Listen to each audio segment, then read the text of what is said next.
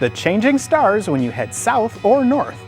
Hey there, stargazers. I'm Dean Regas, astronomer for the Cincinnati Observatory. And I'm James Albury, director of the Kika Silva Plot Planetarium in Gainesville, Florida. We're here to help you find your way around the sky tonight. Welcome to South Florida, Dean. Thanks, James. I'm always happy to travel south, especially in January, to film stargazers. Not only is it warmer than Cincinnati, but I get to see some new stars. Stars I can't see from up north. I know. We're just below the 26th parallel here in North Miami, and that gives us a different perspective on the heavens. Let's take you with us on a trip from Cincinnati to Miami to... how's Hawaii this time of year? Beautiful. Let's show you. Okay, we have our sky set to any night this week at the latitude of Cincinnati, Ohio, 39 degrees north. Your perspective on the stars doesn't change when you travel east and west, just the time you see stuff. That means that everyone within a few degrees of this latitude sees the same stars. From New York to San Francisco, Japan to Central Asia, and even Southern Europe and North Africa have pretty much the same view. We're facing south at 10 p.m. where you can easily find the belted one, Orion the Hunter. Look for the 3 stars in a row and you've found his belt. Bright blue Rigel is the star marking his left foot, while redder Betelgeuse is Orion's armpit. Now, use the belt stars as pointers. Shoot a line through them to the left, and if you keep going, you can't miss the brightest star in the sky, Sirius the Scorcher. Sirius is the bright nose of Canis Major, the big dog of Orion. And it's always kind of low in the southern sky from my latitude, but let's see the difference from down in Miami. When Dean comes from Miami to film stargazers, he's traveling down the curve of the Earth. So when he heads south, he gets to see stars that were blocked by his southern horizon in Cincinnati.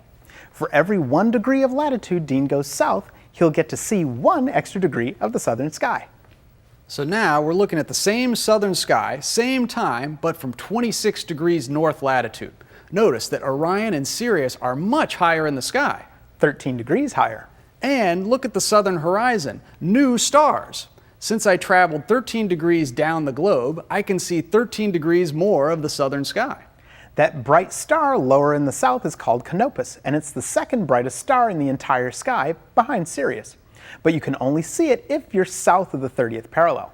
I always love seeing Canopus when I'm in Miami. It's part of a huge southern constellation called Carina, which is part of the boat Argo. For mythology lovers, that's the boat that took Jason and the Argonauts on their quest for the Golden Fleece. Now we're heading to the big island of Hawaii and the observatories at Mauna Kea. I know that we're mostly traveling west, but more importantly, we're also heading south to just below the 20th parallel.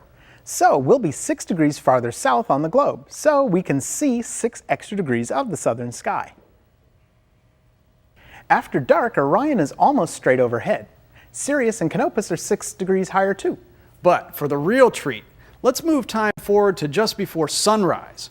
Look low in the south in the pre-dawn winter Hawaiian sky, and you'll find the Southern Cross, one of the most beautiful little constellations there is. Something I can barely see from Miami. And I definitely can't see in Cincinnati.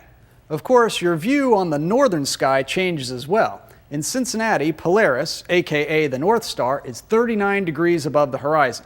In Miami, it's 26 degrees above the horizon. And on Mauna Kea, Hawaii, it's only 20 degrees above the horizon. Whatever your latitude is, that's how high the North Star will be in the sky. If you're below the equator, say goodbye to Polaris. So we gain more stars in the southern sky when we head south and lose more of the northern sky. Wherever you watch the skies, remember to keep looking up.